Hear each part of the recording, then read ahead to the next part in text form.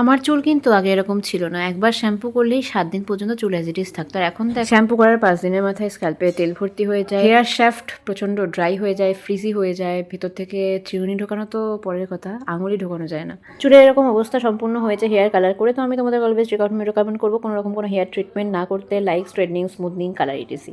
আমি এখানে দেখো ইউজ করেছি অ্যান্টি ড্যান্ড্রফ শ্যাম্পু। আমার যেহেতু ড্যান্ড্রফের প্রবলেম আছে, তা বাদেও আমার স্ক্যাল্প খুব ইচি স্ক্যাল্প, ফাঙ্গাল ইনফেকশন হয়ে যায় যখন তখন, ইনফেকশন হয়ে সেখানে রক্ত বেরিয়ে যাওয়ার এখানে টেন্ডেন্সি থাকে। তো আমি এটা ইউজ করে আমি খুব ভালো রেজাল্ট পেয়েছি, তো আমি এটা ইউজ করছি। তারপর আমার হেয়ার ফলের প্রবলেম আছে, তো হেয়ার ফলের প্রবলেমের জন্য অ্যান্টি ড্যান্ড্রফ শ্যাম্পুটা বেস্ট। তো এই কারণে আমি অ্যান্টি ড্যান্ড্রফ শ্যাম্পুটা সারা বছর ইউজ করি। শীতকাল পড়লে যেহেতু চুলটা খুব ড্রাই হয়ে যায়, সেহেতু আমি আরেকটা নারিশমেন্ট শ্যাম্পু অ্যান্টি ড্যান্ড্রফের সাথে অ্যাড করে নিই।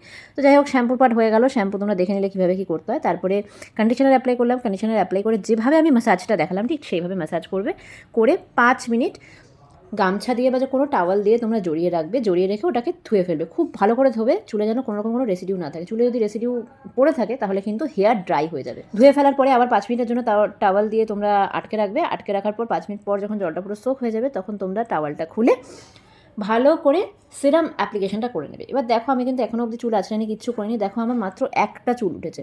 অ্যাভনের ট্রিটমেন্ট, শ্যাম্পু ট্যাম্পু সব কিছু ইউজ করে আমার এত ভালো রেজাল্ট এসছে যে আমার হেয়ার ফলও অনেক অনেক কমে গেছে। এখন দেখো 1 ঘন্টা পর আমার চুলটা পুরোই শুকিয়ে গেছে।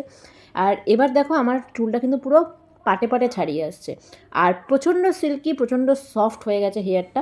আর এখন থেকে প্লাস্টিকের চিরুনির বদলে তোমরা কাঠের চিরুনি ব্যবহার করবে। অ্যাভনের ট্রিটমেন্ট রেঞ্জে যেহেতু কোনো রকম কেমিক্যাল নেই, তাই যারা যারা কালার করছো, হাইলাইট করছো, গ্লোবাল হাইলাইট করছো, প্রত্যেকের হেয়ার কালার কিন্তু অ্যাজ ইট ইজ থাকবে। যাই হোক, যাদের আমার মতন এরকম কুরকুরানি হবে কালার করার, তারা করতেই পারো, কিন্তু সেক্ষেত্রে চুলটাকে ভালো করে মেনটেন করতে হবে। অ্যাভনে কেরাটিন, নারিশমেন্ট, এই সব রকম ট্রিটমেন্ট আছে।